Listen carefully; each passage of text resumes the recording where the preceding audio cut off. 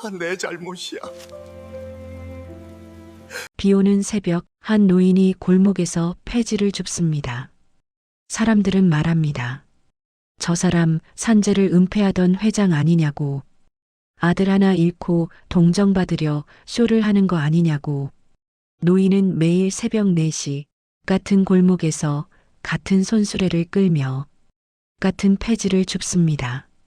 누군가 욕을 해도 누군가 침을 뱉어도 노인은 고개를 들지 않습니다. 하지만 아무도 모릅니다. 이 노인은 이미 3번 죽었다는 사실을, 한 번은 회장으로서, 한 번은 아버지로서, 그리고 마지막 한 번은 아직 끝나지 않았다는 걸. 30년 전 강도현, 당시 35살.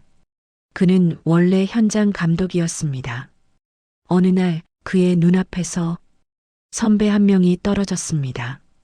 안전장비는 있었습니다. 하지만 로프는 끊어져 있었습니다. 이상하다. 누군가 의도적으로. 이유는 단순했습니다.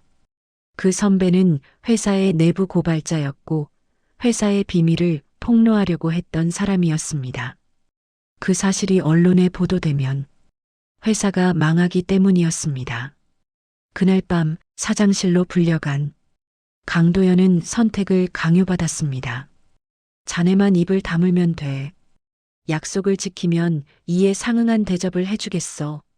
한 사람을 살리면 회사 문을 닫아야 한다는 선택.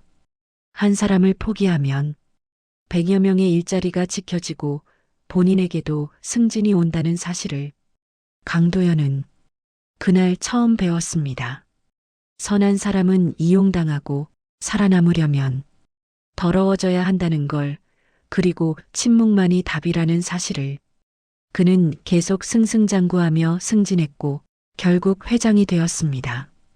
강도현 본인에게 산재는 비용이 되었고 보상은 협상이 되었고 사람은 숫자였습니다. 직원은 하나의 조직을 위한 하나의 소모품이라고 생각했습니다. 하지만 단 하나, 집에 돌아와 외아들 민재 앞에서만은 그렇게 하지 못했습니다. 강도현은 아들에게 말했습니다. 아들아, 아버지가 더러운 일은 다 할게. 너만은 깨끗하고 착하게 살아라. 그는 몰랐습니다. 그 말이 아들을 가장 위험한 자리로 밀어넣고 있다는 걸. 민재는 아버지 회사에 가짜 이름으로 입사합니다. 김진우라는 이름으로. 입사 첫날 현장에서 50이 넘은 남자가 손가락 하나를 잃었습니다. 보상금은 500만 원. 마음이 너무 불편한 민재는 그날 밤 그 남자의 집을 찾아가 집 앞에서 지켜보았습니다. 창문 너머로 아이들 목소리가 들립니다. 초등학생 딸 하나, 중학생 아들 하나, 초등학생 딸이 물어봅니다. 아빠, 손가락은 다시 안 나와? 그 질문에 그 딸의 아버지는 아무도 대답하지 못했습니다. 그날 밤 민재는 아버지에게 전화합니다. 회사를 그만두고 싶다고. 강도현은 웃으며 말합니다. 그래, 그만둬. 넌 원래 이런데 안 맞아. 하지만 민재는 갑자기 오기가 생긴 듯 전화를 끊지 않았습니다. 그리고 말했습니다. 근데 망설여지네요. 제가 그만두면 저보다 더 이기적인 사람이 제자리에 오잖아요. 그 순간 전화기 너머에서 강도현의 숨이 멎었습니다. 아들이 자신의 세계로 걸어 들어오고 있다는 걸 그는 깨달았습니다. 회사 부회장 오태식? 겉으로는 회장의 오른팔. 하지만 그의 진짜 정체는 30년 전 사고의 유족이었습니다. 강도현 눈앞에서 떨어진 남자 오태준. 그는 오태식의 형이었습니다. 오태식은 30년 동안 단 하나만 기다렸습니다. 강도현이 가장 사랑하는 걸 빼앗을 기회를. 그리고 그 기회가 지금 왔다고 믿었습니다. 오태식은 회장 명의를 도용해 폭우 예보 속 붕괴 위험이 높은 건설 공사를 강행합니다. 하지만 단 하나 계산하지 못한 것이 있었습니다. 그날 민재가 현장에 있을 줄은 몰랐던 겁니다. 사실 민재는 이미 알고 있었습니다. 부회장실 앞에서 몰래 녹음된 파일을 듣고 있었습니다. 사람 하나만 확실히 죽으면 이번 건은 회장 책임으로 끝납니다. 민재는 파일을 저장했고 세 곳의 예약 발송을 설정했습니다. 자기 이메일, 언론사, 아버지의 비서, 그리고 헬멧을 쓰고 현장으로 향합니다. 혹시 있을 불상사를 대비해서 불안한 마음에 현장으로 향한 겁니다. 그러나 그 현장은 너무나 위험한 곳이었고 붕괴 위험이 있는 접근하면 안 되는 곳이었습니다. 하지만 예전 아버지의 오래된 기억을 되살리면서 다시는 이런 일이 반복되지 않기를 하는 바람으로 그는 아버지를 한 명의 인간으로 남기기 위해 그곳으로 간 것입니다. 아니나 다를까 현장에서는 사고가 터지고 말았습니다. 강도연은 사고 소식을 듣는 순간 이미 알고 있었습니다. 오태식의 정체를 사흘 전 개인 탐정의 보고서를 받았기 때문입니다. 부회장님은 30년 전 사고 유족입니다. 강도연은 서류를 찢으며 말했습니다. 모른 척해라. 저 사람 인생도 내가 망쳤으니. 하지만 민재가 현장에 있다는 걸 알았을 때는 너무 늦었습니다. 강도연은 전화기를 들었다 놓기를 반복합니다. 10번, 20번 전화를 걸 수 없었습니다. 왜냐하면 그는 알고 있었기 때문입니다. 자신이 전화하면 민재는 아버지를 구하려고 더 위험한 곳으로 갈 거라는 걸. 그래서 강도연은 아들을 2번 죽였습니다. 한 번은 전화를 안 걸어서, 그리고 한 번은 30년 전 양심을 어기고 더러워지기로 결심해서. 사고 후 예약 이메일이 하나씩 발송됩니다. 하지만 강도연에게 도착한 건 녹음 파일이 아니었습니다. 민재가 남긴 영상이었습니다. 아버지, 이 영상이 재생되고 있다면 저는 아마 못 돌아갔을 겁니다. 근데요, 아버지, 저 안 무서워요.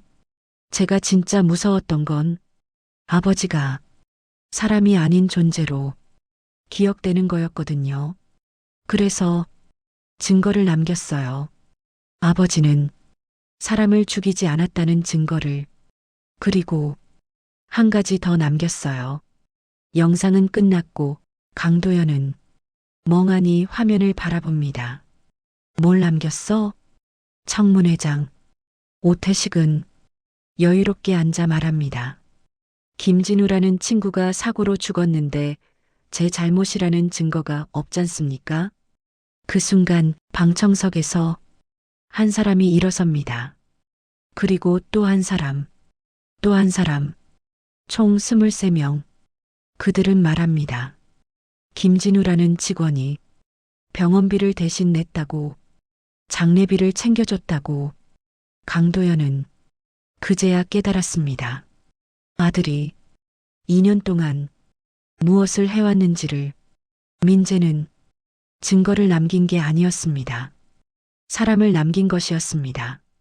많은 사람들의 증언과 증거 발견으로 오태식이 사고의 주범이라는 사실이 밝혀집니다. 체포 직전 오태식은 말합니다. 저는 30년 동안 회장님을 증오했습니다. 그런데 작년에 제 조카가 사고를 당했어요. 그때 김진우라는 직원이 병원비를 냈습니다. 그 사람이 회장님 아드님인 줄 그때까지 몰랐습니다. 그렇지만 저는 복수를 멈출 수 없었습니다. 회장님은 저의 가장 소중한 가족의 사망을 묵인했고, 그래서 저도 회장님의 가장 소중한 것을 빼앗은 거니까요. 긴 침묵 끝에 강도연이 말합니다. 그래서 당신도 악마가 되었군요. 오태식은 고개를 끄덕입니다. 우린 둘 다 아들 때문에 죽었습니다. 장례식 후 강도연은 전 재산을 기부하지 않았습니다. 대신 붕괴 사고로 사망한 23명의 유족에게 똑같은 금액을 나눠줬습니다. 그리고 회사를 해체했습니다. 기자가 묻습니다. 왜 회사를 없애십니까? 강도연은 답합니다. 아들이 이 회사 직원으로서 흔적이 남길 바라지 않습니다. 그냥 소중한 저의 자식으로만 생각하고 싶습니다. 비 오는 골목. 강도연은 오늘도 폐지를 줍습니다. 그런데 누군가 옆에 앉습니다. 손가락 하나가 없는 50대 남자. 그는 말합니다. 김진우 씨 아버지 맞으시죠? 그 친구가 제 딸 학비를 냈습니다. 몰랐어요. 그 사람이 회장님 아드님인 줄. 남자는 봉투를 내밉니다. 23 가족이 모은 돈입니다. 강도연은 봉투를 보지 못합니다. 눈물 때문에. 사람들은 묻습니다. 이게 사랑인지 비극인지. 하지만 아무도 모릅니다. 강도연이 세 번째로 죽은 이유를. 그는 회장으로 죽고 아버지로 죽었지만 마지막엔 아들의 친구들 덕분에 다시 인간으로 살아났습니다. 그리고 그것이 민재가 남긴 진짜 유산이었습니다.